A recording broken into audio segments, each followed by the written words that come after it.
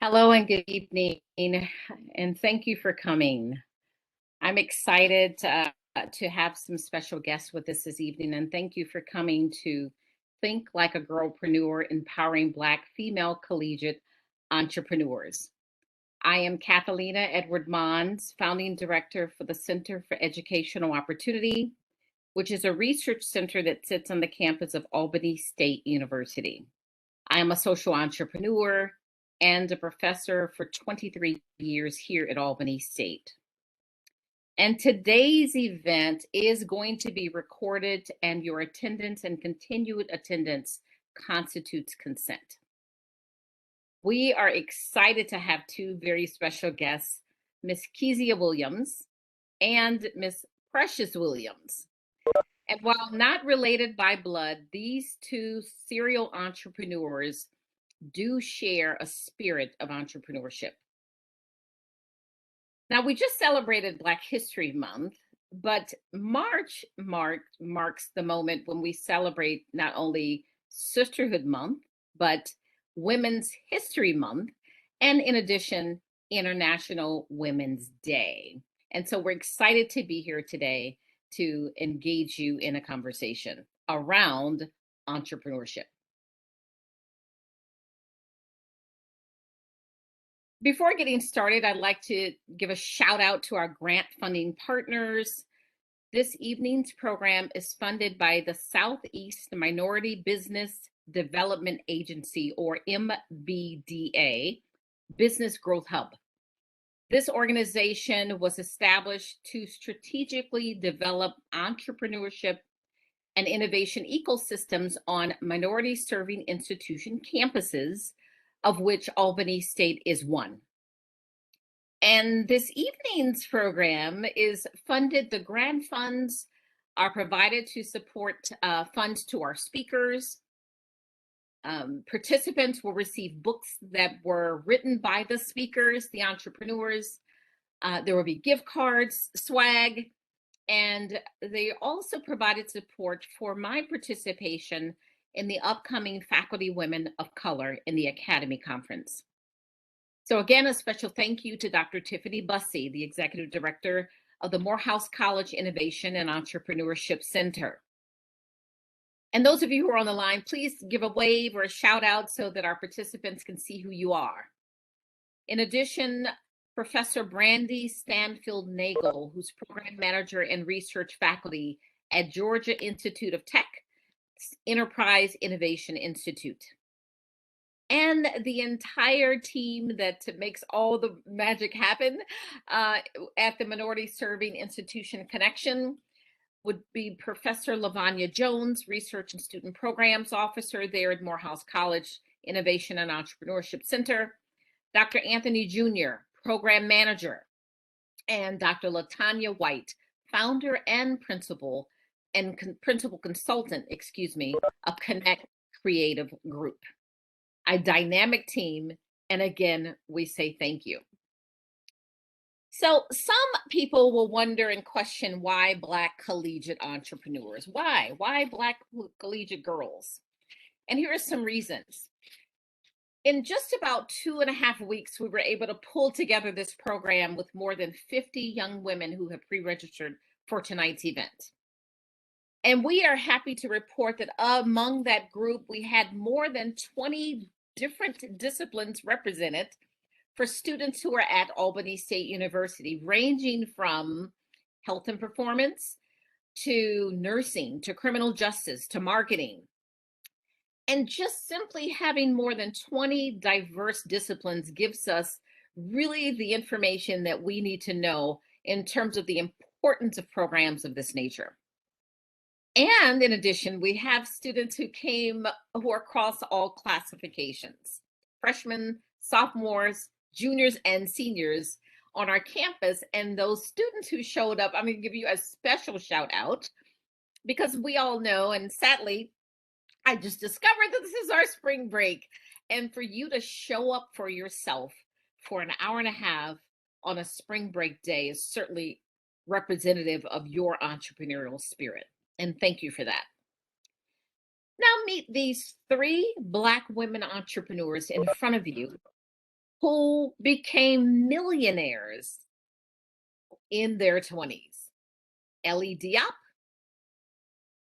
Savitri Wilson, and Shania Wilson. Ellie, single mom, as you can see in the description, laid off from her job in 2019 after applying to over 50 jobs. She decided to do things and take things and matters in her own hands. And instead of splurging her $1,200 stimulus check, or instead of splurging her financial aid refund check, she decided to invest those dollars into her own business.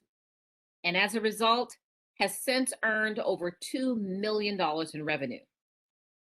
Savitri has her own success story, and she started with zero capital. And because of the success and her reaching $1 million, millions of dollars, she wrote a book entitled, as you can see, Building Her Business, Solid Ground, How I Built a 7-Figure Company at 22 with zero capital. And then finally, Shania Williams. She was grappling between whether she would get a PhD or continue to grow her accounting business. And as you can see, she decided to continue on to developing her business, which was really on the fast track and has since been able to grow revenues as well.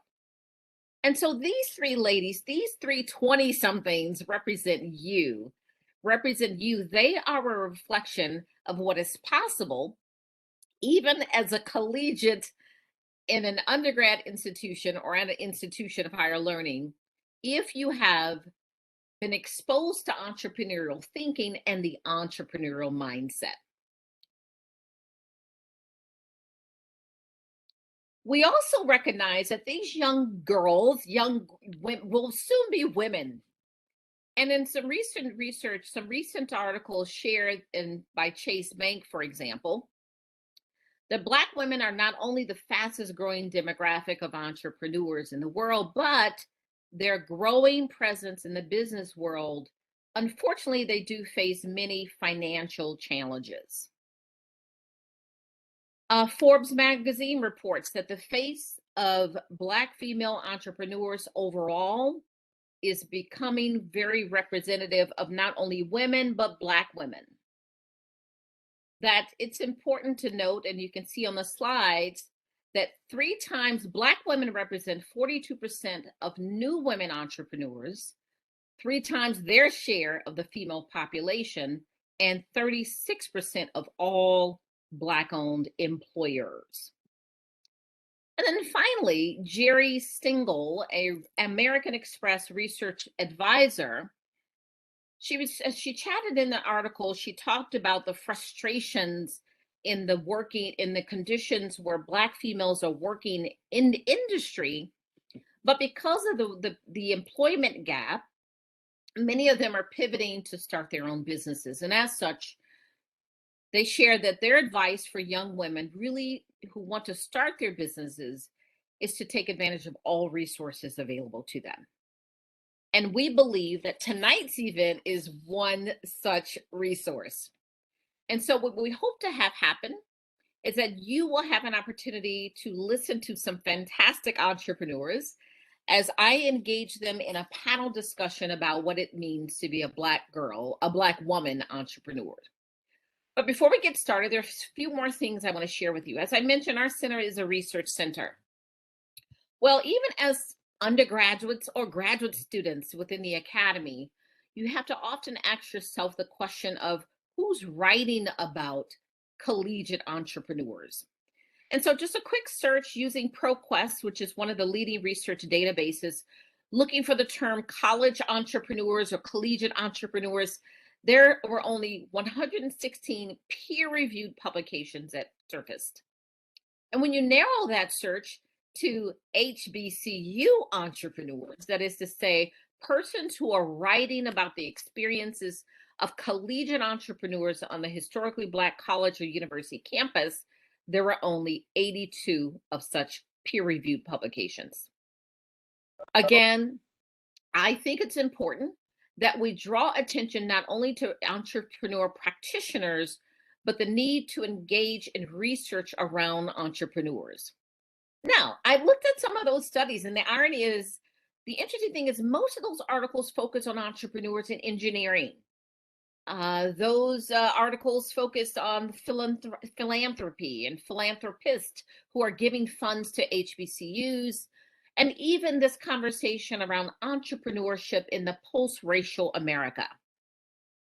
And so I'll draw your attention to one researcher by the name of Dr. Lisa Cook, who has done extensive research on the decline in patents in the United States post-emancipation, and how the atrocities that were carried out, unfortunately, stifled innovation in America. You can always Google Dr. Cook's name and find her work, but that's just one such example of her contribution to the research agenda around racism, laws, and innovation. So we have a few learning outcomes for today's event. You can see those on the screen. We hope that we are able to identify at least 3 traits of female entrepreneurs that we believe are essential to explain the difference between having an entrepreneurial mindset and actually being an entrepreneur. Practice public speaking for those who will be competing this evening, and persuasion skills. You'll hopefully be able to describe at the very end of this event 3 ways to elevate or to grow your own ideas into a profit-making business. We'd like to be able to afford you the opportunity to list things that HBCUs can do to build a strong entrepreneurship ecosystem, and ultimately understand why it is so critical for Black and brown girls to be in this conversation. So at this time, I'm going to introduce our 2 speakers, and you can see on the screen, and I would love for our 2 speakers to unmute themselves and share with our audience some additional nuggets about yourself. I am not going to read the slide, but I will Precious Williams, kindly introduce yourself. Okay. Good evening, Queens. My name is Precious Williams, and I'm the proud founder and CEO of Perfect Pitches by Precious. I'm affectionately known as the Killer Pitch Master because I will help you slay all competition. And yes, being the Killer Pitch Master does mean I'm a 13-time national elevator pitch champion. But what really sets me apart is I'm a master in all forms of pitching. So if you want to know where the money resides, I can show you how to pitch so good that investors want to throw money at you. Let's say you want media attention, Forbes, movies, documentaries, you want to be on shows. I can show you how to do that too, because I do that for my clients each and every day. Let's say that you want to know what to say at networking events. And when you speak, no one's taking your car, nobody seems bothered. I'm going to show you how to take your pitch from trash to straight cash. So again, my name is Precious Williams, proud founder and CEO of Perfect Pitches by Precious, and I love teaching the art and science of the killer pitch. My pitching skills have taken me from the hood of St. Louis, Missouri, to the hallowed halls of Spelman College, where I graduated in 2001, to law school. I'm a former attorney who became a serial entrepreneur out of necessity. No one would invest in my first company. I was 327 pounds. They said I was too fat, too Black, and didn't have an Ivy League degree. Well, you know what? All of that was true at the time, but let me tell you what pitching has done for me. I now have taught at Harvard University. This year I've taught at Columbia University, George Washington University, Spelman College, Morehouse College, Harris State University. And so I literally went from being a student to being an attorney to pivoting to being an entrepreneur, pivoting from there and being an international professional speaker, a corporate trainer for Google, LinkedIn, Microsoft, Federal Reserve Bank, into QuickBooks. And as y'all can tell, I'm Black on both sides. There's nothing ambiguous about me. And I don't have a Brazilian butt lift. I don't have 6-pack abs. And yet when I walk in, you love Beyonce. If you like Beyonce, you're going to love Pre-Yonce. So when I step in the room and I show you how to pitch, there is no company, corporation, nonprofit, foundation. There is no person you cannot touch. So again, Precious Williams, proud founder, CEO, Perfect Pitches by Precious, the art and the science of the killer pitch. Thank you. Thank you. Thank you so much, Precious. Our other presenter this evening will be Kezia Williams. And by the way, ladies and gentlemen, I will turn off the slides after the presenter introduces herself. Kezia? So one, pre-I'd oh, I'm catching all of that energy over here in Myrtle. Though it's Williams without relation, I'm like, listen, I want Precious to be my cousin, my sister friend. Like, I want all of that. It's nice to meet you, Sister Queen, and hello to all the queens in the room. My name is Kezia Williams. I'm affectionately known as Professor Keys. I know Dr. Monds from my work at United Negro College Fund, where I managed a $25 million program for Black entrepreneurs whose purpose was to teach entrepreneurial mindset, but most importantly was to teach Black college entrepreneurs how to start a business before they graduated from college. One little known statistic that's not often promulgated is that a Black college degree is equivalent to a white person's high school diploma. And so with this program, one of the convictions that I had was, how can you teach a Black college student how to create opportunities for themselves so they didn't have to go begging other people to do for them what they were capable of doing for themselves?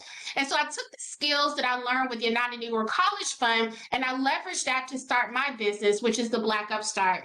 Currently, there are 2.56 million Black entrepreneurs, but only less than 200,000 of them have the capacity to employ at least one person. In fact, only 109,000 of them have the capacity to employ at least one person. So when you put this number into perspective, if you all came and visited me in the DC area, there are 267,000 entrepreneurs who are employers. So that means if all Black entrepreneurs move to the DC area, they will represent less than 50% of people who can actually employ another person.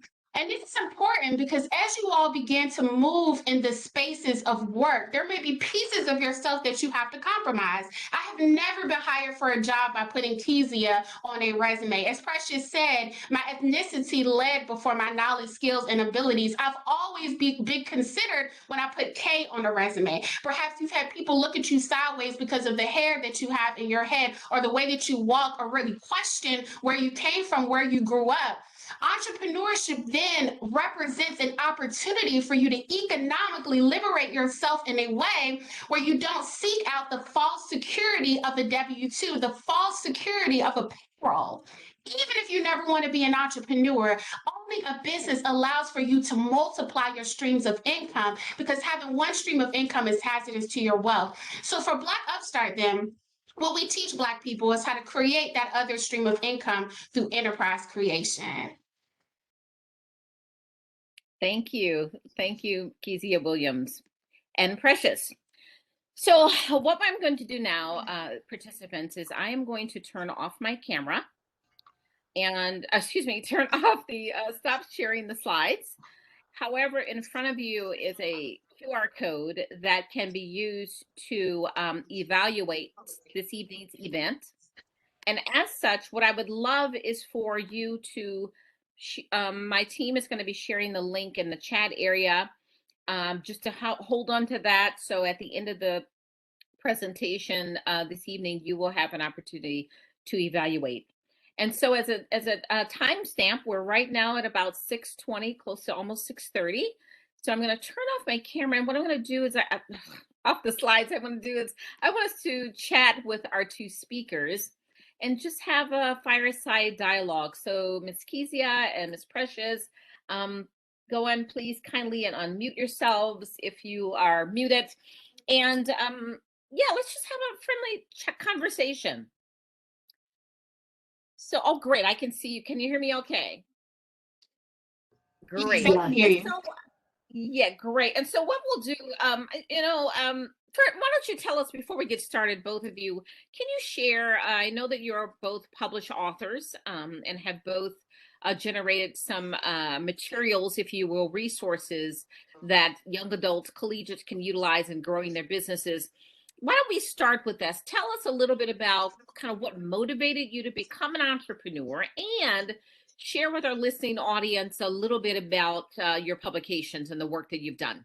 So yeah, we'll just start with Kezia and then we'll go to Precious. We'll kind of switch up. Kezia? What motivated my entrepreneurship? Well, I was taught that the definition of success is that you go to high school, you graduate, and you get a diploma. Then you go to college, you graduate, then you get a degree. Then after that, you go and you not only get a good job, but you get a good government job with benefits. And that is the pinnacle of success, or at least people taught me that. That's exactly what I did when I graduated from college. I went and got a good government job with benefits, and for 6 consecutive years, the paycheck did resource my lifestyle.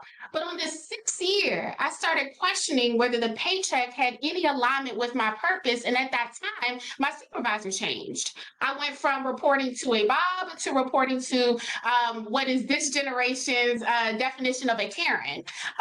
And so I was drafting analytic reports at that time. And Karen came in and she said, you know what? I don't think that you're qualified to do that work anymore. And I said, well, I've been doing it for 6 consecutive years. I got this college degree. I got work experience. I got time in the game. And she said, well, you know what? We're going to go ahead. We're going to change your work responsibilities from being a senior analyst that reported at the highest levels of governments, at the vice presidential level, National Security Council. We're going to change your responsibilities to organizing travel for the office. I said, okay, well, is my pay going to change? She said, no, but let's just see how this goes. A month passed. She comes back. She says, you know what? Organizing travel is above your pay grade. It's too complicated for you. So we're going to change your responsibilities from organizing travel to printing out badges. So I said, all right, well, am I still going to get paid this good government job salary? Am I still going to get it? She said, yeah. I said, okay, well, maybe I can keep doing this for a paycheck. At that time, my paycheck was 6 figures. So another month passed. Karen comes back. She says, you know what? I think that's above your pay grade. So I want you to get your chair and I want you to follow me out in the hallway. Let's have a conversation. So I'm looking around for pink slips. I'm like, wait a minute, is this going to be my last day? We go out into the hallway. I pull my chair along with me and she sits me outside of a bathroom. And she says to me that my new job is going to be buzzing people in and out of the bathroom to do their business. And my heart broke a little bit. And I had to ask myself, was the $100,000 plus that I was getting paid worth my dignity? I did it for a month and I remember calling my mom and saying, Mom, I can't do this anymore. I can't. I feel like I have a purpose higher than just buzzing people in and out of the bathroom. And she gave me her blessing to quit. So I quit my job, and I'm not sure if any of you all have ever quit your job that you hate. You know, that first day that you quit, you're feeling on cloud 9. You're like, forget you, Karen, forget you, Bob, forget you, Sarah, forget you, Tom, as you're walking out the door. But when that first day hits and that direct deposit doesn't hit in that checking account, suddenly you're asking yourself tough questions. And so for me, after I quit that job, I realized that I had been relying on one hand to feed me, and any hand that feeds you has the power to starve you. I realized that though I was doing work 2 times as hard as my peers, though I consider myself 2 times as smart as my peers, that there will be times in which I will operate in spaces where my blackness could get people to judge me more than my brilliance. And so entrepreneurship then for me became a choice that allowed me to feed myself in ways that I never wanted corporate America or even government to do for me again. Where my book comes in. So that's a Black Entrepreneur's Workbook. It's a 6-step process that I taught on the road. So with Black UpStart, we have 6-day boot camps where we teach minimum viable product creation. We teach you how to put together your pitch deck. Precious, you coming on the road with us, girl. Teach people how to get funding for their business, and we partner with financial institutions. One of the questions that people ask me continuously when we were traveling for these boot camps is, how can I get access to those resources though I can't be there with you at those cities? And so what I decided to do is what every entrepreneur should do. I was hearing a problem. I decided to solve it in such a way that people would pay me for it. I like to tell entrepreneurs that people are not paying you for your product or service. You do not have a business. You have a hobby.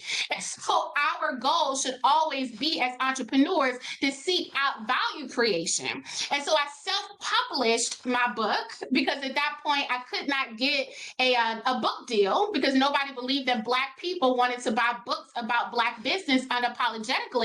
And I ended up selling 5,000 copies in one day. A year later, Simon & Schuster called me to publish the 2nd edition. And so bottom line, I encourage all of you all, one, You want to be the hand that feeds yourself. 2, find a problem that solves it. 3, as long as you're chasing value creation, the cash will chase you. Wow, thank you, Kezia. I appreciate it. Give it up for Professor Thank you. Keys, please, please, please, please, please. You have us all fired up. Now, Precious, what about you? You want to tell us a little bit about what motivated you, and certainly also share about your books that you've published Oh, thus you far. mean my shameless self promotion? Is that what you mean? Like, is that what you? So everyone, again, just happy to be here. What started me on the road to entrepreneurship in the first place is after I went to law school, after I graduated, after I worked at Sullivan and Cromwell and clerked for a federal judge in the Southern District, yeah, and I had a 2.9 GPA, so it don't even make sense that I should have been where I was. But when you have the gift of speech, you can make anything happen, I promise you. So I was like, I got to do this for 40 years. I was bored. I was like, if I got to have the same cases, I'm not the type that can do the same thing all day, every day, the same way. I like variety. I like these sort of things. And when I would go to court, y'all, I wore hot pink and hot purple suits. See, I was already ridiculous. I just could not. I don't like to feel boxed in and to fit according to other people's standards of what I should be. So as y'all can see, my hair is red. Before y'all came on, Dr. Kathaleena saw me with another wig. You know, so I embrace difference. I do. And so when I realized that at the places that I was working as an associate, I was like, this is boring. And people, y'all seem to like this. And so I remember telling my friends and my family, yo, I don't want this. And they were like, somebody pay for your education. You need to do that.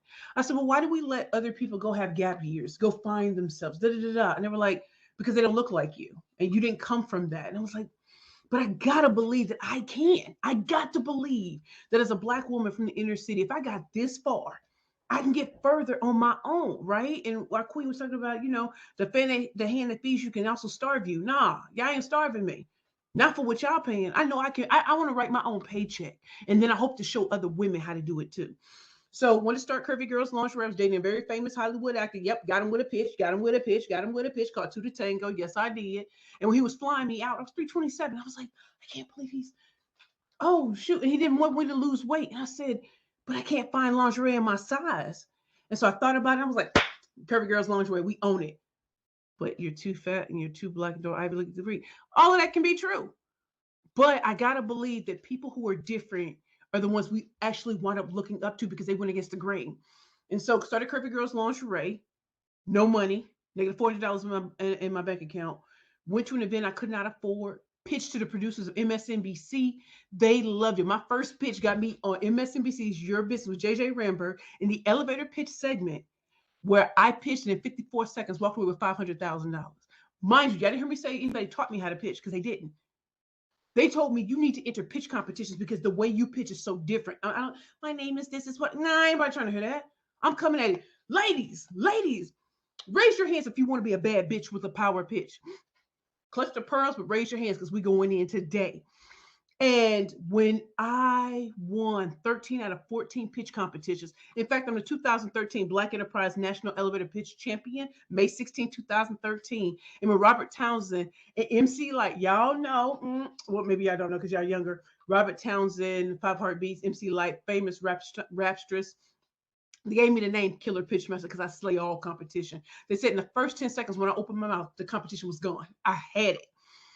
And so, but when I got into background, they were like, that's a bad bitch. That's a bad bitch. I was thinking, oh my God, my grandmother's been dead. And I liked it. I thought about it. Bad bitches and power pitches.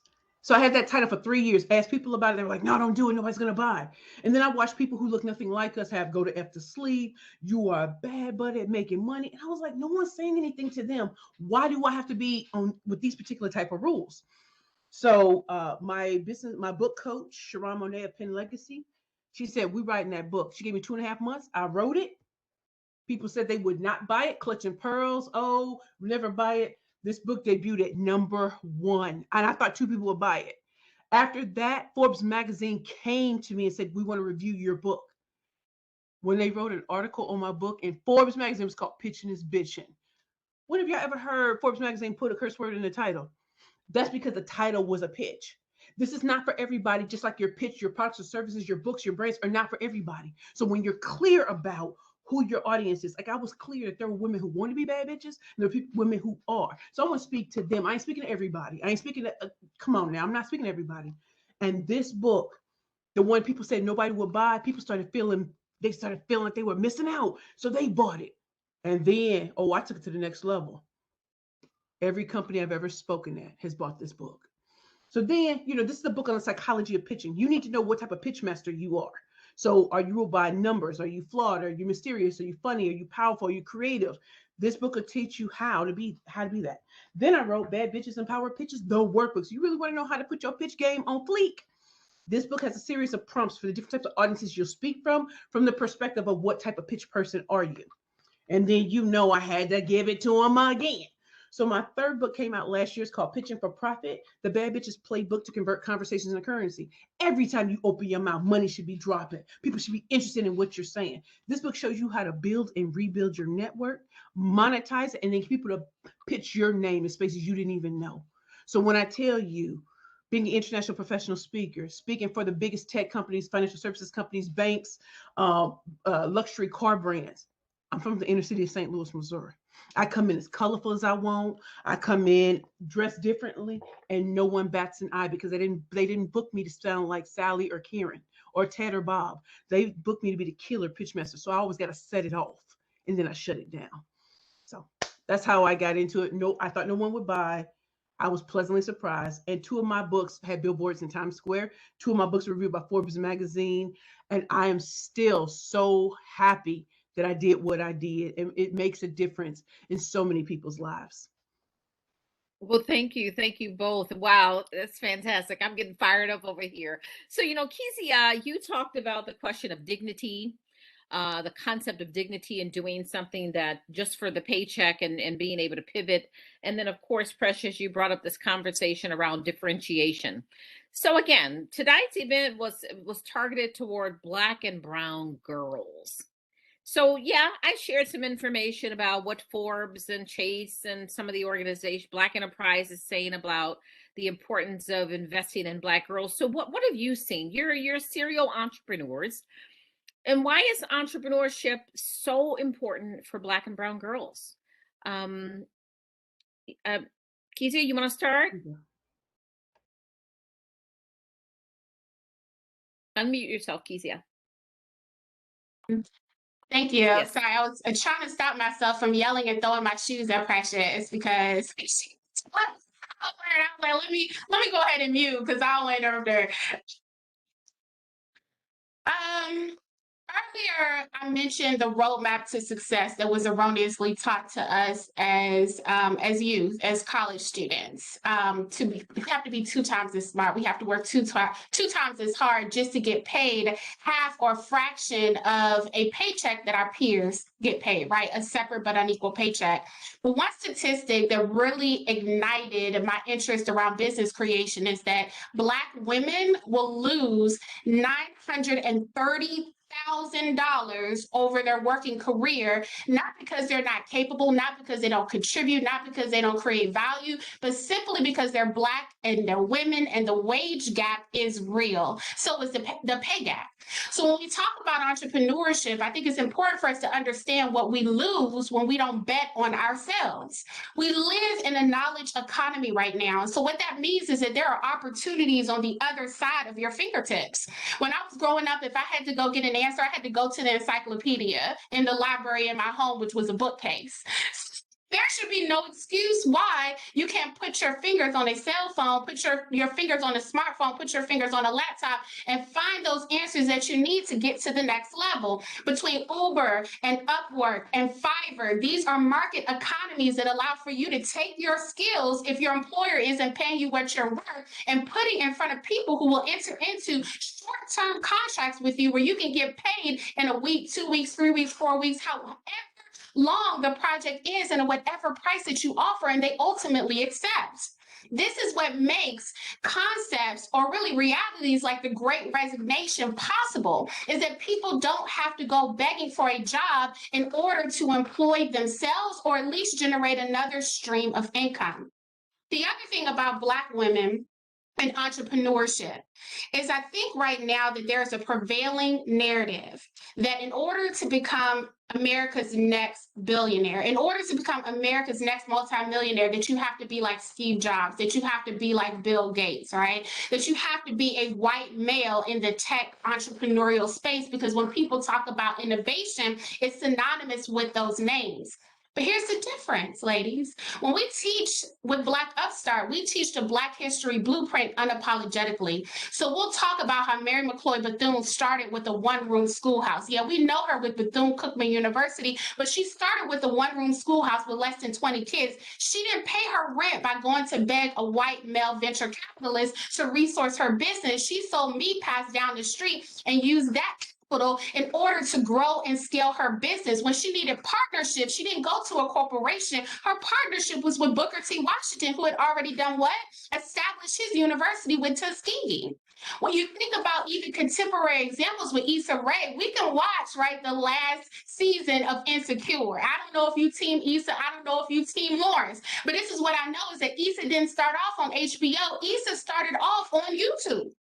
She started off with the misadventures of the awkward Black girl, and her resources for that business weren't predicated again on an angel investment. She used the resources and capital that she gained through her 9-to-5 to launch that series, grow it 2 seasons before it caught Pharrell's eye first, HBO's attention next. And so when it comes down to entrepreneurship, I think for Black women, especially, who is the fastest growing segment of entrepreneurs, that it's incumbent upon us, again, to bet on ourselves.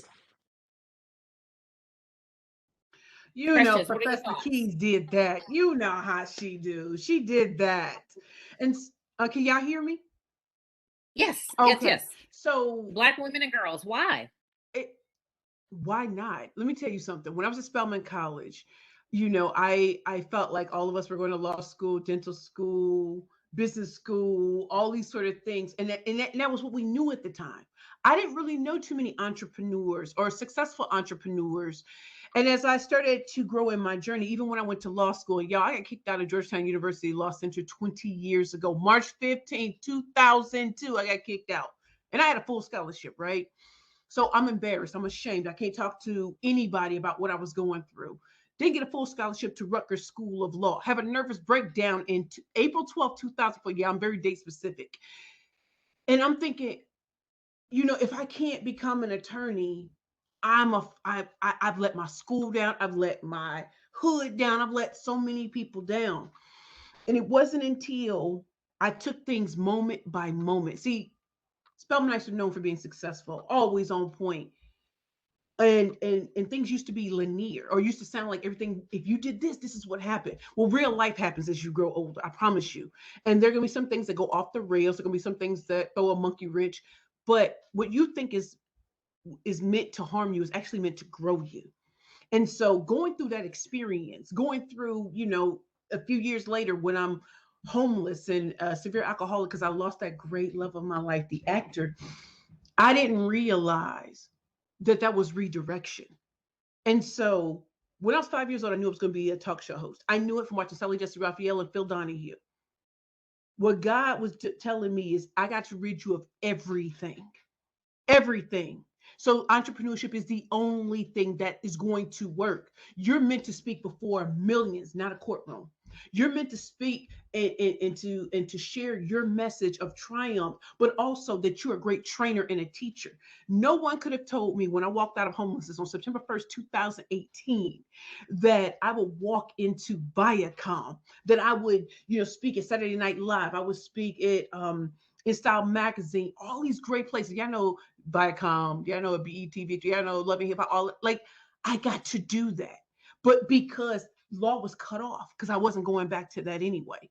And it was because God said, hey, I took you out for 2 years. I want you to do what you do. And you need to show them that when you make mistakes, and this is why I say it's important to invest in Black girls and Black women. Y'all, mistakes will happen, I promise you. And you'll be under this impression you got to show up perfect. You got to listen. If I show up with a different wig every day, hair gone today, hair tomorrow, if I show up in blue, green, red, whatever, accept it, because I grew up with the mentality I got to look like a chocolate covered Caucasian person. I got to sound like that. But y'all see that in my voice.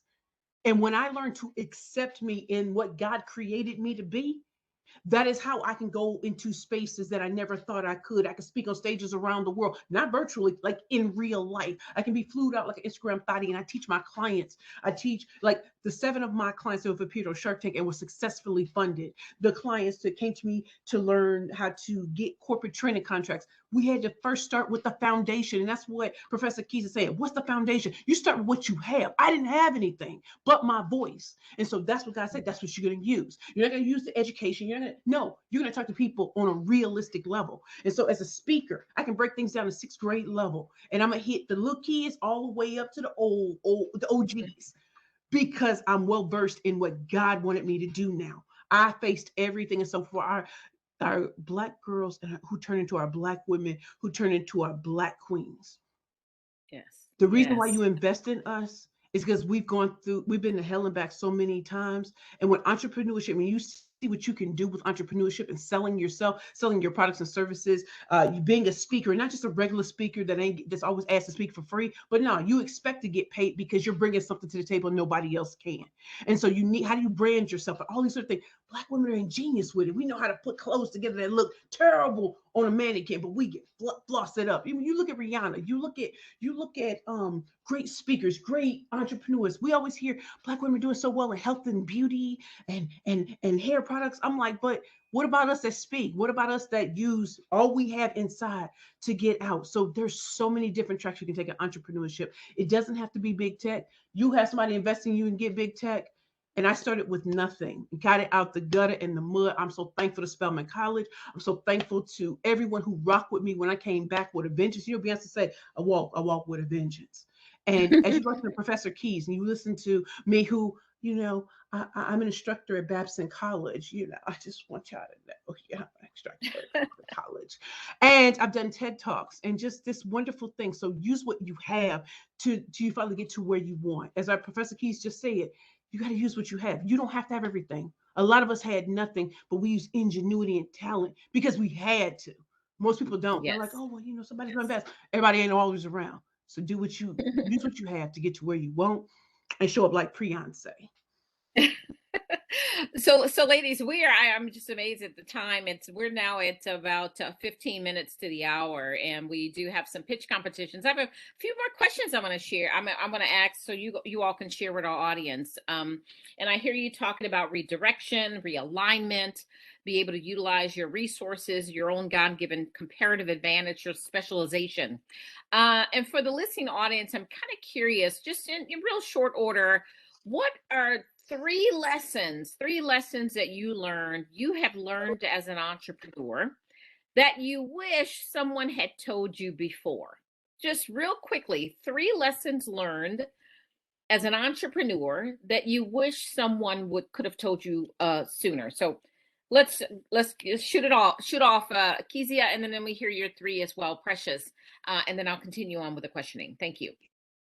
Awesome. So let me see if I can get through this quick. I want to build upon what Precious has said. You need to use what you have, start where you are, and do what you can. So you need to start with the resources that you have right now. Your business does not have to be perfect. It just needs to be done and developed enough for a customer to respond to it. Makalia Umar, who is a girl entrepreneur who I have a tremendous respect for, has lemonade and Whole Foods, but she started off with a cup that looks a lot like the young lady right here, Tanaya, with a straw on the side of the corner of her street, selling it to the people who walk by. That is your minimum viable product. Use what you have, start where you are, do what you can. You don't need angel investments when you have platforms like GoFundMe, Indiegogo, where you can turn your contacts into capital. You don't have to ask for $50. If you can get 100 people to give you $5, that's $500.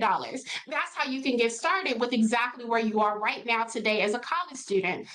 2, you need to understand that as entrepreneurs, you have been blessed with the gift of vision. vision is fundamentally different than eyesight. As an entrepreneur, that means that sometimes you might have vision conversations with people that can only see with their eyeballs. They won't understand what you've been called to do. And so there may be doubts, right? There may be seeds of worry that they plant inside of you that limit you from thinking that you cannot achieve your God-given purpose. But that's why entrepreneurs operate in faith, faith being the substance of things hoped for and the evidence of things not seen. You are called to build those things that have not existed yet so that you can improve the lives of people who you haven't even met yet. It's a faith conversation. The third thing that I will say, I'm going to make this really practical for you. When you start a business, you get access to benefits, tax benefits specifically that you don't get as a W-2 employer. And that's one thing that I didn't learn until I was older. When you file your taxes, and if you're not already filing taxes, you will be very soon. The tax benefits that are available to a W-2 employee are limited, but for an entrepreneur, they're 400 plus. So that means when you go to business every single day, you have a home office. If you're using your laptop, if you're using your cell phone, if you're driving places, that's your mileage. If you're on business travel, you're renting hotel rooms, you're using rental cars, all of these things, if they're used for business purposes, then you can write that off in order to reduce your tax liability. So if you have $1,000 tax bill, but you have $1,000 in tax write-offs, that could potentially reduce your tax bill down to $0. Taxes isn't the sexiest subject, but I'll tell you what, neither is paying 10 grand, 15 grand in taxes. There's a reason why our former president was able to, we don't know, but pay $600 in taxes because and they're on paper. It's because he leveraged the benefits that were available to them, and that had direct alignment with being able to speak the language of wealth and understand how the system works and figuring out how to legitimately make that work for you. And then the last thing, this will be three and a possible, similar to spades. And that was, I'm not sure if in the slide deck, but $1 billion dreams are not birthed with bargain basement work ethic. So when you first start, you might have to be the CEO, the COO, the administrative assistant, the social media manager, the accountant. LegalZoom might have to help you with your legal paperwork, but you might have to do all roles until you can afford to hire people in those roles. All right, Precious, three Okay. things. All Three right. lessons that you learned as an entrepreneur. Thank you so much, Kezia, that you wish someone had told you prior. What I wish someone had told, three things I wish someone had told me prior. Number one, fortune favors the bold. So the bolder your dream is, the bolder your vision is, the bolder, just go for it. And you know what? Tell people, have them hold you accountable, but go for it. But I'm bold and I'm going to say what I'm going to do, and I'm going to go ahead and do that. Number two, build your real network that matters. We always hear that your network is your net worth. Let me tell you something. A lot of us are hanging around the same people who are doing the same thing. I want you all to be a flicker to someone else's flame. Hang around the people who are doing bigger and better than you and let them pull you up. And number three, as you're building your business, make sure you have a great accountant, a great lawyer, a great fractional CFO. You need the people to make sure that your business is growing the right way, know your numbers and everything, but know what your numbers are saying and what they're not saying. So those are the three things. Fortune favors the bold, build your real network, be a flicker to someone else's flame, and also make sure as you grow, get the right people behind you. Thank you. Thank you. Another question, as you were speaking, both of you were speaking, I could not help to think about this question regarding values. You know, we talk about one, the notion of being an entrepreneur and operationally running the business, but can you share a little bit about foundational values? What are some of those values you think that are essential to building a business? And I want you to answer the question, you know, there's a lot of conversation around an entrepreneurial way of thinking or the entrepreneurial mindset. Can you help our listening audience understand what those concepts are in comparison to what it means to be an entrepreneur? It's one thing to think a certain way, and it's another thing to do. So maybe share your responses to those two questions: value systems that align, as well as differentiating between entrepreneurship and the entrepreneurial way of thinking. And either of you can go first. It's up to you. Okay, so I'll try to make this as brief as possible. I think what the entrepreneurial mindset is challenging the status quo, challenging what people assume to be right, who've never tested anything out. As an entrepreneur, you, as our Professor Keys just said, vision.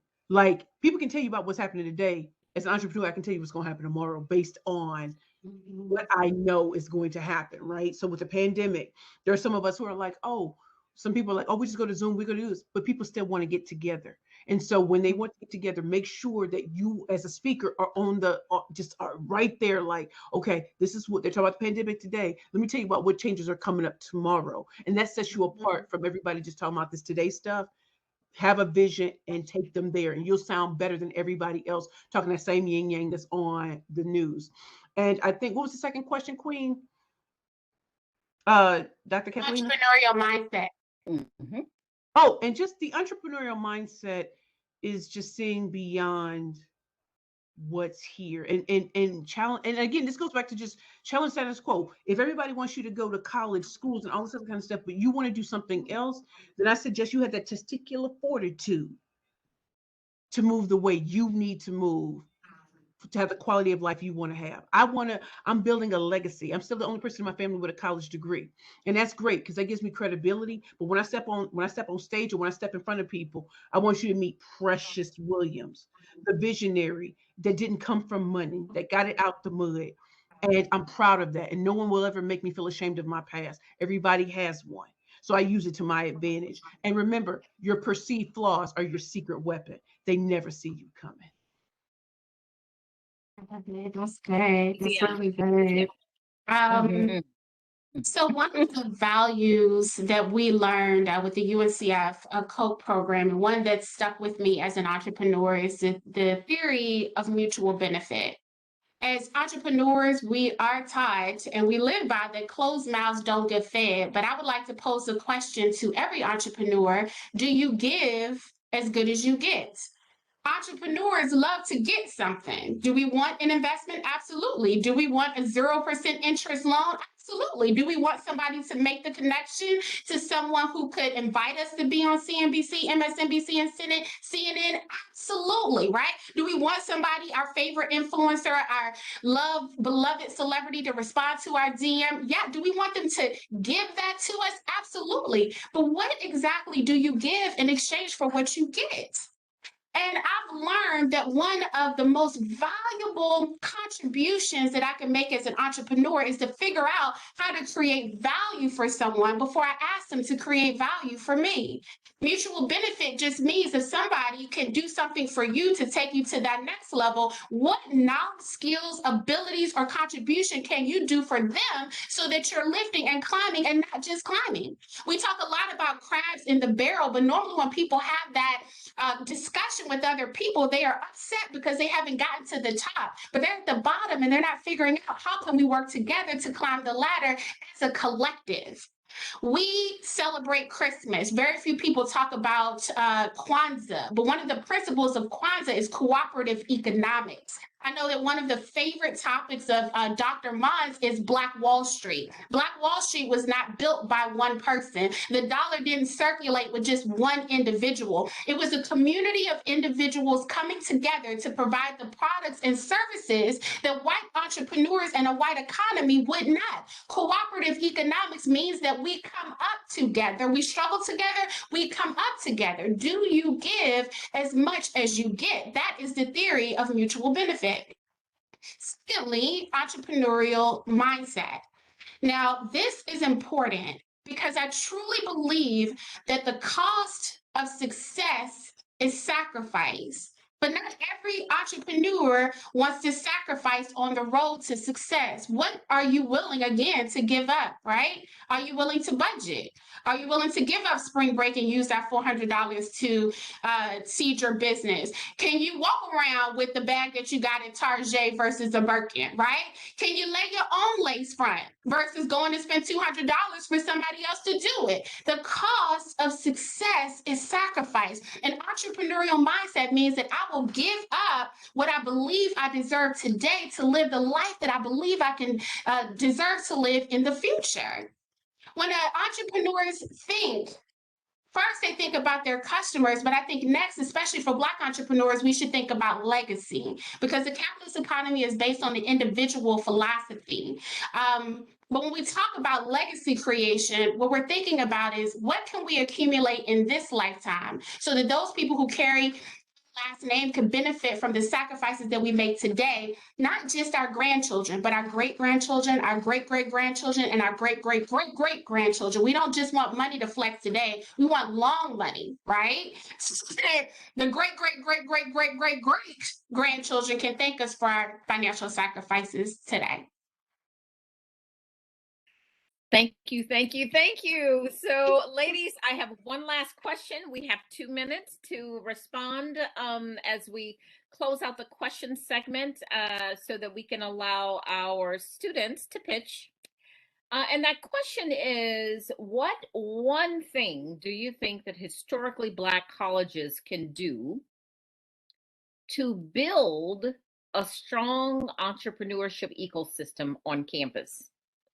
On their respective campuses? What one thing can, when we leave this conversation this evening, the faculty that are on the line, the students that are on the line representing their respective HBCUs, what one thing should we do Monday morning to find a way to continue this momentum and the energy around entrepreneurship that both of you are certainly sharing this evening? And you can decide. I was just going to say that as HBCUs, our proud HBCUs are building up their the entrepreneurial programs, networks, speak to real entrepreneurs and not just the professors who study and everything. Speak to real entrepreneurs, not just the ones who extraordinary with the millions and millions, and that's great, but also some that are in the middle, because if you only focus on like the celebrities of entrepreneurs, you're still going to miss the people who can also tell them the ropes too, and not just the glitz and glamour story of it all, or the sanitized version of entrepreneurship. So bring in real entrepreneurs who are, have had traction, as well as your all the way up to your celebrity ones, and not just focus on what professors can say about entrepreneurship. You really want the entrepreneurial mindset and people who've actually done it to be work hand in hand to create great programs. I think that's important. I think that's important. I have one suggestion on feeding on that, and that is finding all levels of entrepreneurship and exposing the students to that, from the base to the middle to the celebrity. But I think another thing is for the university to survey the talent of entrepreneurs on campus, and by that, survey what products or services the students seem to be excelling in terms of entrepreneurship, what's most popular, what is sort of taking off, what needs a little bit of education on for that student. And so I think just like you would do anything, when you're looking for a house, you would research, and if you're looking for a business, if you're looking for anything, you do research and find out what areas are entrepreneurially attractive that the students are engaged in, and then go from there. Thank you so much, Dr. Williams. Kezia, what are your thoughts? And then we will get to the pitch competition. Thank you. Absolutely. I feel like it's just like a Williams homecoming here. Williams, Kezia Williams, Dr. Williams, I'm loving it. One thing that I would impress upon HBCUs especially is to understand how the economy has fundamentally changed since the pandemic. We are not going back to the way that we learned and interacted as we have before in the past. So it's time for entrepreneurs to begin learning the skills of the future. What does it mean to do business virtually? And I'm not talking about just Zoom, right? But like, what does it mean to set up an online marketplace? What does it mean to partner with influencers in order to promote your product? What does it mean to purchase ads on various social media or web platforms so that our products can get to where people are in front of their smartphones? What does it mean to operate within a decentralized economy? Yes, people are talking about the metaverse or metaverses, right? People are talking about NFTs, non-fungible tokens. This is the future where centralized organizations like governments, banks, even educational institutions are going to be questioned by the individual. So how is it that we can empower entrepreneurs to own their data, own their products, own what they create, not just in physical spaces, but also in digital spaces? I do believe that every product that we create in the physical world will have an opportunity to live in digital wallets through non-fungible tokens. Non-fungible tokens is not just digital art. Non-fungible tokens can be an avatar. Non-fungible tokens can be a digital hairstyle. Non-fungible tokens can be digital clothes. NFTs will be the ways in which we own our personas and identities and our businesses within a digital space. The pace at which the economy is adopting this new technology is faster than when the economy adopted and adapted to the radio, faster than what the economy adapted to the World Wide Web. That's Web 1, Web 2, faster than us adapting to a dynamic internet. I do believe in 5 years from now, business will look different. And so I think for HBCUs and for a lot of smaller universities, sometimes we are the lead of larger institutions. And I think in this new technology, we have an opportunity to get in at the ground level. And the last thing I'll say is Generation Z, they're living this out every single day. Roblox, Fortnite. They know OpenSea. They're interested in crypto. They're not afraid to buy a fraction of a fraction of a fraction of Bitcoin. They're not afraid to have conversations about Dogecoin. Generation Z is curious. So how do you capture that curiosity in such a way where it yields currency for both the individual and the institution? Thank you, thank you, thank you. Ladies and gentlemen, those of you who are in the audience, and I don't know if we have any men in the audience, but let's give our two presenters a round of applause. They were fantastic, and we are excited. We are now at 7:05, right on point, because we have 3 students to profile. So I'm going to go in and share my screen again and pull up that PowerPoint presentation. And just to give you some backdrop, we had, again, 50 people who pre-registered for this event this evening. Of the 50, we had several persons who said that not only did they have a business, but they also would be interested in pitching. And there were 7 students, and we reviewed the credentials, we reviewed their submissions, their descriptions of their businesses, the type of businesses that they had, and we selected 3 students that will now present in front of the audience. And we've already asked both Kezia Williams and Precious Williams to make some notes to evaluate our presenters. I will share some of the information that you'll be measuring. And again, Precious, thank you. There's a quote on the screen by you as an entrepreneur, which certainly connects and resonates to this evening's presentation. And as well as you, Kezia Williams, I love your quote, and you all can certainly capture that for your notes. And so the 3 students, what they don't know is who's going to present first, second, or third. Let me just reiterate to each of you, and by the way, my team members, Dr. Gatewood, Joy Jones, they both have my cell phone. They are going to be turning the clock on when you start talking. Students, you have you will get up to 5 minutes. I say up to 5 minutes. You will not need to take all 5 minutes to pitch your product or your service.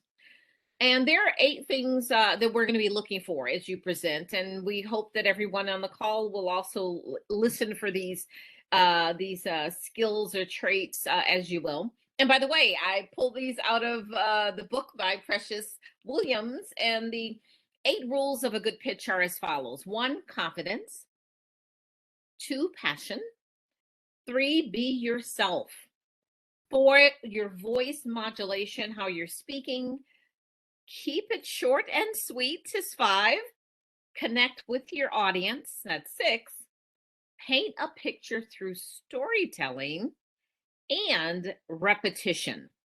So each student will pitch for up to 5 minutes. And so drum roll, please, our first presenter. And when I call your name, students, and by the way, let me give you some background. We have a nursing major, Ayana Brown. And you, excuse me, I think that's on the slide. So before I tell you what, we'll go first and we'll have our first pitch, Tanaya Huggins. So Tanaya, are you with us right now? Yeah, I'm here. Great. So Tanaya, why don't you, on the slide, we can learn a little bit about you. We see where you're from, the name of your business, but tell us something that we don't know. We also see that you're an AKA because I can see your backdrop, your crest in the background. Congratulations to you. You're like all these deltas up in here. I'm gonna come up in here and have my AKA crest in the background. I get it. I get it. So yeah, why don't you share a little bit about yourself, and then we are now at my time stamp is 7:08, and so maybe say a minute or so or 30 seconds of who you are, and then we'll start the clock for the pitch. Okay, so I'm Tanaya Huggins, and I'm a 22-year-old graduating senior obtaining my bachelor's in criminal justice. I'm the youngest of 6, and I'm a first-generation college student. And like I said, I'm from Springfield, Illinois, so my family didn't feel like we had a future there pretty much, so they moved us to Georgia, got things started, and yeah. So after I graduate, I plan on going straight into grad school. I don't know if I'm going to do it in Albany, or I'm going to go to Georgia State, but I plan on getting my master's in social work. But I still want to, of course, prolong my business. I want to open up a wax studio, a lash salon. Like, I want to continue to make wigs. Like, so I do want to continue with my business, but it's like I don't know where to start. So yeah. Okay. Okay. So are you ready? Are you ready to pitch? Yes, ma'am. Okay. So the Miss Dr. Gatewood, Miss Jones, tell us when, but the clock is now is the clock beginning? And if you would kindly drop in the chat area, Miss Jones or Dr. Gatewood, when her 5 seconds are up. Miss Huggins, you may begin. Okay, so the name of my business is Pretty Prestige Beauty Boutique. And when I came up with the business, I wanted it to pretty much describe me, like me as a person. I wanted my business to go along with who I am. So the pretty stands for me, of course, being a pretty girl, a woman of Africa, Apple Sorority Incorporated. And prestige pretty much stands for someone who is highly honored, respected, and admired. And I feel like that kind of describes me. But so my brand was created to uplift and bring confidence among Black women like myself who uses cosmetics to express themselves. So my business started with me learning to make wigs because my grandmother, she had ovarian cancer. So she began to lose her hair. So I thought, okay, grandma, I'm gonna get you some, I'm gonna make you a wig. So by the time I perfected my craft, and like a couple of months later, of course, she lost her battle. So with her losing her battle to cancer, of course, it made me want to go harder. I wanted to take my business serious and I wanted it to go further.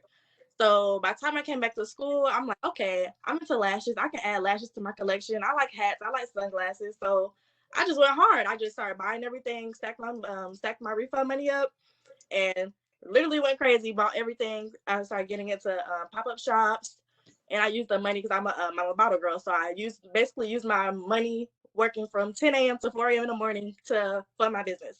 So it began with wigs, like I said, but I began to sell lashes, hats, shirts, bonnets, basically a whole boutique. So that's why I got the Pretty Prestige Beauty Boutique. So once I figured out that I wanted to get that serious, that's when I got my LLC. And pretty much everything is just a learning experience from here. But yeah, that's my business and I love it. Thank you, Tanaya Huggins. Thank you. Judges, you have a few moments. You can ask questions at this time. Tanaya, I have to say, gorgeous picture. I was like, Pretty Prestige. I'm with it. Thank you. So Queen, how much have you made so far with your business in 1 year? So I've had 5 pop-up shops. So with every pop-up shop, I've made about $1,000 every pop-up shop. So that's 5,000 right there. But that doesn't include how much I've made with I have a website too. So in sales on website, I probably made, which the website is more slow. So I probably like $500-$600 because I mean I am on a college campus. So of course they're going to want to come in person and just pay for stuff instead of me having to ship it out.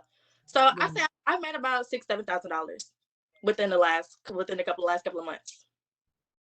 Okay, and do you know what your profit was off of the 5,600? Like with me having to restock and all of that. I'm sorry, I didn't hear you. With it like including my restocking and all of that? Right. So like if you sold 5,600, did you make any profit off of that? Yes, Or has it all been just investing in your company? I'm sorry, I didn't hear Oh, I'm sorry. Wait, are y'all not hearing me? you. It was skipping. I'm sorry. Okay, girl, you know technology. I said, did you? Okay, so you made about $5,600. Yes, Was ma'am. any of that? Were you able to use? Was any of that just pure profit? Even if it was $200, $100, $1,000? Yeah. Yes, ma'am. I say it was some of it was profit, and the rest was pretty much used for the restock or for me to rebrand or to go towards the next drop. Okay. So I loved your pitch. One thing I would definitely change is, or something to consider when you're bringing up your grandmother, like that was heart tugging and that made you said you went hard. If you're doing this business to make sure Black women feel confident through cosmetics, through all the beauty things that you do, keep that ever present in your mind and throw facts, figures, and statistics into it. Oh, I'm sorry. Oh, I'm sorry. No questions. My bad. Sorry. Yes, ma'am. I want to be pretty prestige beauty too. I have one question, but first I want to offer my condolences to your grandmother. My grandfather passed from cancer too, and so it's a lovely story to hear that you did something to help her during those days. I just have one question, and then I have feed forward for you. Who is your customer? If you had to define your customer, how would you define them?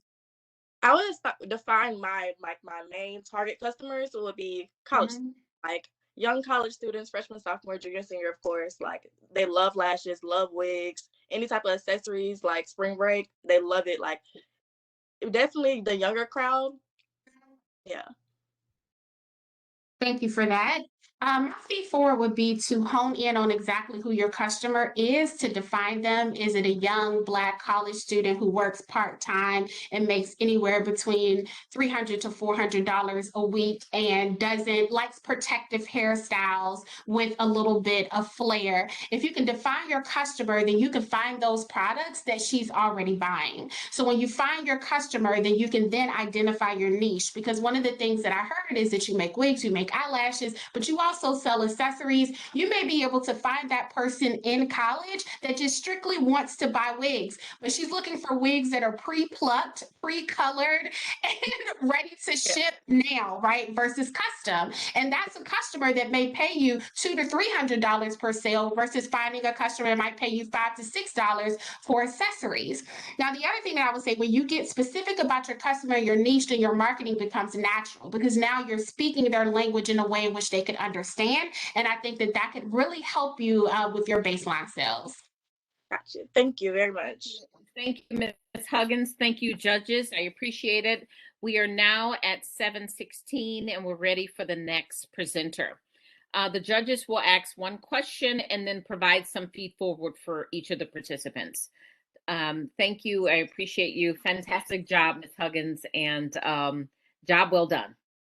Ready for the next student, and the next presenter is Ayana Brown. Ayana, are you with us this evening?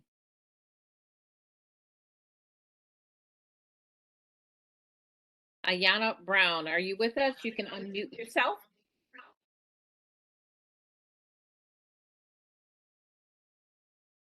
I did see Ayana's name in the chat. Are you? And she had her backdrop. No, I don't see her anymore. Kezia, I'm going to unmute you for just a second because I'm hearing some feedback. So Ayana, okay, so I tell you what, we'll just have to go to the next student. Ayana was with us. In fact, I did a print screen. She had the background for the backdrop, the screen in the back. So we'll see. Well, Ashanti Rowe, are you with us still? Yes, I am. Great. What a pleasure. Great. I was hoping you would turn your camera on. Oh, no, that was you, Ashanti, with the backdrop. I apologize. It's okay. So, Ashanti, we are excited to have you, and hopefully our other student will hop on. Ayana, maybe she's having some technical difficulties. But tell us a little bit about yourself, and then in maybe 30 seconds to a minute, and then we'll start your time clock for your 5-minute pitch. Okay, well, Ashanti. join me on the purple couch. We're in the actual Row Music Inc. studio right now, but I am Ashanti Rowe. I am a musician, I am a singer-songwriter, and just an all-around just open book for people. I often allow people to use my life as a platform to learn lessons and stories, and so I am number 3 of 4 children. I'm actually working on my second bachelor's degree in marketing. My first bachelor's degree is actually in music with a concentration in voice performance, and that's me.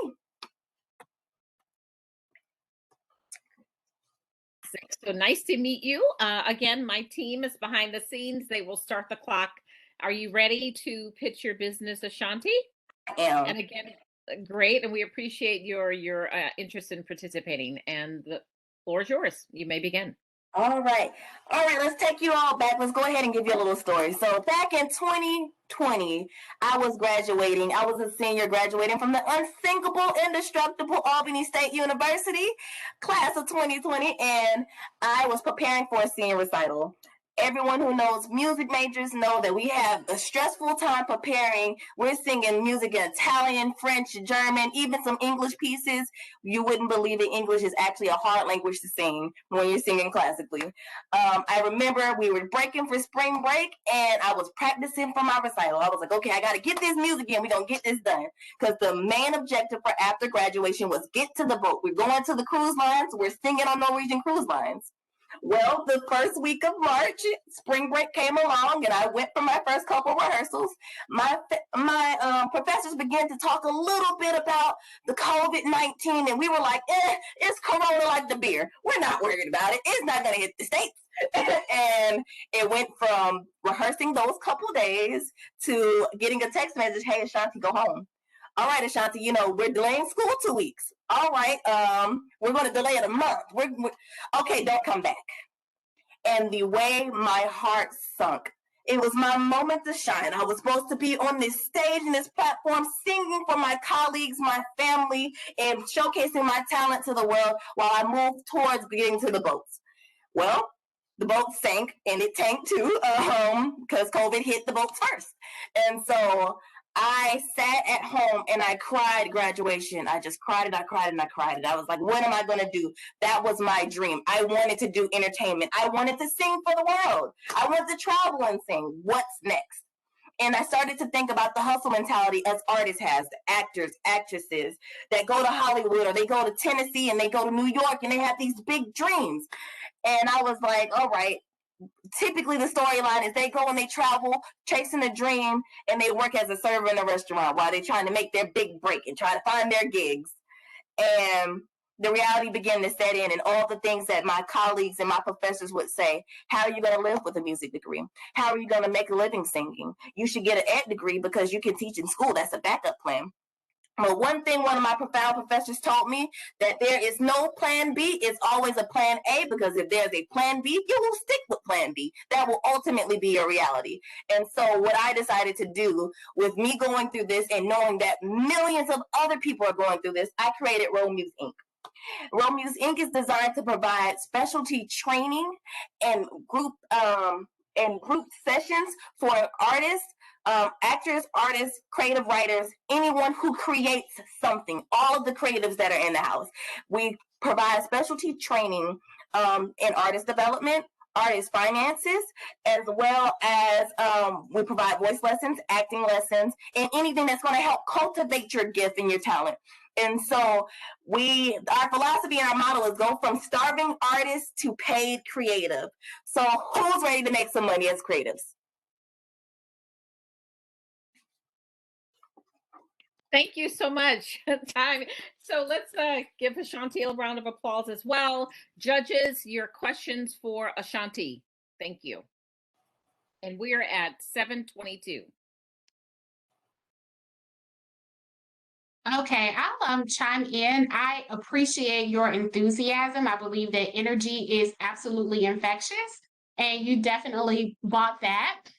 So thank you for that. My specific question would be, what do you sell in one sentence? What do I sell? Training services. training services. Here's my feed forward to you. You want to get very clear about what your innovation is. And innovation is what product or service are you selling that people are paying you for? So with Black UpStart, we sell a 6-week boot camp for Black entrepreneurs seeking to become employers. It needs to be that specific so that people know what they're buying when they're buying from you. I like your tagline, starving artists to paid creative. But if I'm a starving artist, I need to know exactly what I'm paying for. What are those training services? And after I engage in those training services, what will the outcomes be? I 100% recommend that you look at how you can leverage technology. I mean, you talk a lot about like Zoom and how the pandemic interrupted, the way in which you were able to engage as an artist yourself and a creative yourself. I would probably include that in whatever the innovation is. But great job again on energy. And I can definitely tell you're an entertainer because you have my attention the entire time. Thank you. Like Professor Keys just said, you definitely had my attention. Great. Still, like I was in rap, I was like, oh shoot, and I'm not even trying to get on a cruise ship. I don't even know what's going on. So to follow up with Professor Keys, my question is, now that you've done the pivot, what has been the greatest lesson that you have learned that you will impart to these starving artists who become paid creatives? My greatest lesson that I learned is that when life hits and you have a dream, you have to pivot and figure out how you're going to make a way to accomplish that goal or dream. Oftentimes, many people spoke on me and they were like, you can't do this. You need to get a 9-to-5. And I had those moments where I currently work a job that I hate. I'm not going to say where I work, but it's definitely in the HBCU realm. But it's like, I know I have more and I have more purpose. And I know that I'm not meant to sit in a cubicle for working a 9-to-5 for the rest of my life. And so I learned that, even though this is a temporary thing, we still have to fight for the dream. And this is momentary. But we have to pivot to move towards that God-given dream and that passion that he's given us and purpose. I gotta say, I love that, and it, as my queen said, the was it the free forward? I probably have it wrong. Queen, that was dope. I just need numbers. I need numbers to know like this isn't an idea. You've actually made a couple coin. So starving artists know you about that life. Well, I have done actually on the first 2 years, because I've only been in business for 2 years now, I have actually made about $5,000. But it's funny because I haven't been able to actually reach local community artists because the artist industry down here is real tight and people don't like to share their talent. And if you're not on the in crowd, you just ain't in. So you just don't know. It's kind of been hard kind of navigating that, but I've actually been getting more entrepreneurs that are t-shirt creatives, creative writers. I've been getting more. So I actually had to expand from just musicians to actual like other entrepreneurs who have ideas. And I've been able to help them develop not only their creative side, but their entrepreneurial side, and how to actually make a profit off of their passion. Well, thank you, thank you, thank you. So the judges, what I'm going to do now, thank you both. Ladies, let's give them both a round of applause. They were fantastic. I agree. Thank you for that. So we are now at 7:26. I am going to stop sharing for just a second. Myself and the judges will go on mute. I have both of them on a phone call. It'll take us a few seconds. And at this time, excuse me, Dr. Latanya White is going to come on and just do a quick 1 to 2 minute commercial. And then we'll come back. We'll announce the winners, the first and second place winner. And forgive me, did my other student hop back on? Ayana Brown, did you join us back? Are you with us? Okay. So the three of us will deliberate a bit on the first and second place winners for this evening's event, and we will chat a little bit about awards. So Kezia, Precious, hop on the call. Dr. White, take it away. Yes, I sure will. Actually, what I'll do, Dr. Bussey, Dr. Tiffany Bussey, if you'd like to chime in for a bit, I was just going to speak on behalf of the Southeast MBDA Growth Hub. So I'd love to defer to you if so.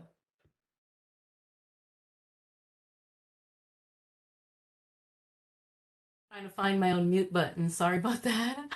Let's see, and go in camera. See if that happens. But good evening, everyone. I've been listening in attentively to the presentation. I'll try to see if I could get this to change as I go to camera and start that. But the Southeast MBDA, we call it the Hub, Business Hub, is really designed to bring together a lot of these conversations that we're hearing this evening across the Southeast. So we recognize that the topic of entrepreneurship is an important one to all of us. Specifically, when we look at the South, we've been forgotten, we've been left out of this conversation, right? A lot of it has focused on what's happening in Silicon Valley, what's happening out West. And the idea behind the grant is really to connect and to really help to build an ecosystem of campuses made of minority serving institutions and the business community right outside our gates. So we are operating or bringing together 7 states that are considered in the Southeast United States and figuring out or trying to build, like they say, build a plane as we fly. How do we connect a system or connect a platform of connecting schools within these 7 states? Georgia, of course, with where we're located here, Florida, Mississippi, the 2 Carolinas, and am I missing any?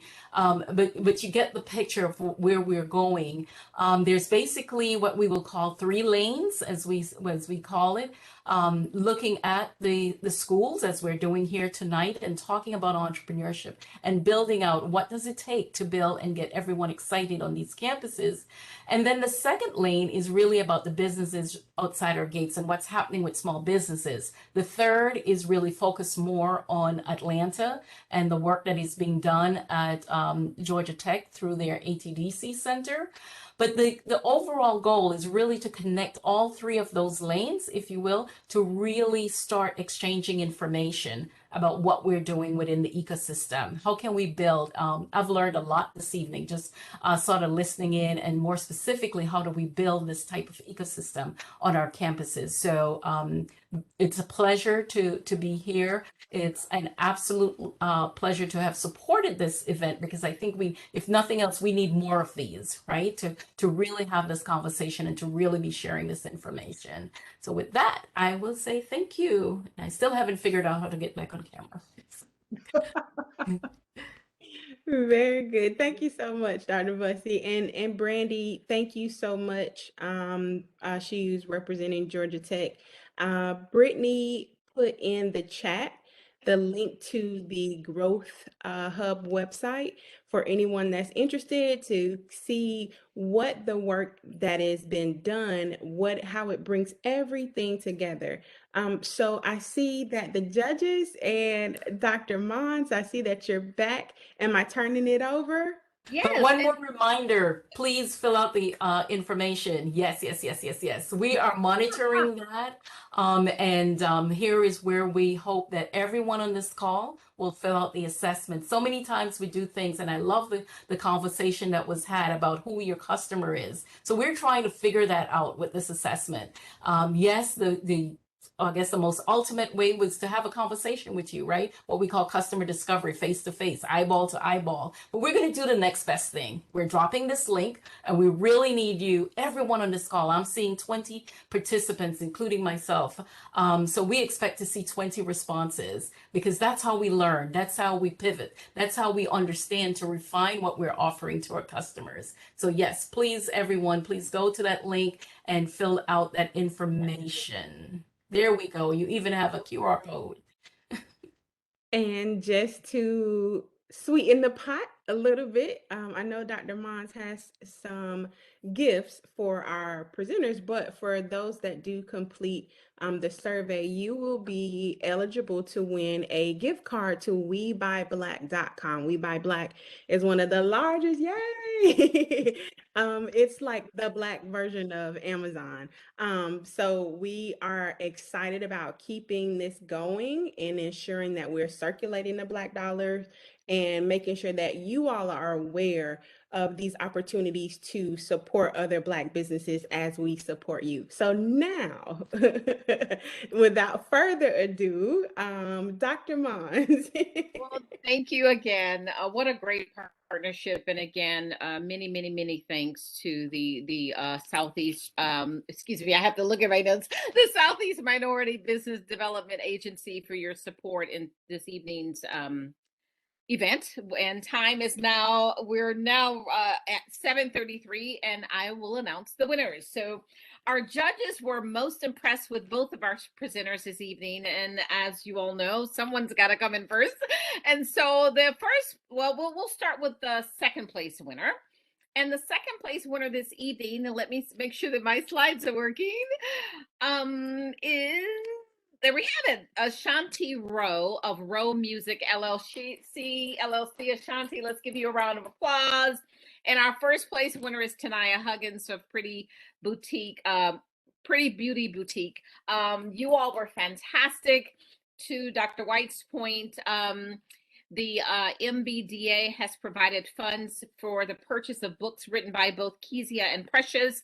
Those books will be gifts to you, and there's some swag and some materials that will come your way, and we certainly applaud you. Fantastic job well done. Super proud of you, and again, for taking the time out of your spring break to come and spend some time with us. And in closing, I know that we're over now about 4 minutes. There are a few things I want to leave with each of you in tonight's presentation. You often think about what next. Find opportunities to support Black-owned businesses. Kezia Williams' book, organization We Buy Black, is certainly one of those resources. And Kezia, drop that in the chat so that we all have it. Compete some more. You all are great speakers. You need to hone that skill in terms of pitching so that you can win additional dollars to help build your business. Innovate. Think about ways and products and services that can create additional value and certainly build your network. Everyone on this call is a network to each of you students, and so we avail ourselves to you. And again, don't forget to complete the evaluation. The link, again, it should be dropped in there by my team for you to easily, if your QR code doesn't work, you should have the link in the area, in the chat area. And finally, thank you. Thank you all for coming. We had 50 plus or so persons who pre-registered, and those of you who came, it's been a dynamic evening. And I appreciate you. Are there any closing comments that I have missed? That anything anyone wants to share? The floor is now yours. Kezia Williams, any closing remarks, please? And Precious Williams, your closing remarks. I'm proud of both of you ladies. I'm proud for everyone for showing up tonight and spending an hour and a half with you all. And I wish you nothing but prosperity, peace, wellness, well-being, and wealth in the future. Thank you all so much for having me. Thank you. Precious? Following Professor Keys, when I tell you, it's been a long time since I've been in pitch competitions, and I have to tell you, just listening to our two queens tonight was amazing. I love that you all brought your energy, your funk, your fire, your individuality, your authenticity to the table. And keep going, keep pitching. You'll get better and better and know what works for different audiences. And you have the best in the business here. So use us as resources. We're proud to support Albany State University, Professor Kathaleena, Georgia Tech, who providing the grant, and also just all the people who made this night happen. And they did it quickly. And so if they did it quickly, we can do things quickly too. So let us be a resource to you. We love you all. Thank you all for attending. And this is what hashtag Black Girl Magic, hashtag Think Like a Girlpreneur is. Thank you. Thank you, and have a good evening, everyone. Thank you. Bye. Thank you, everyone. Thank you. Appreciate it.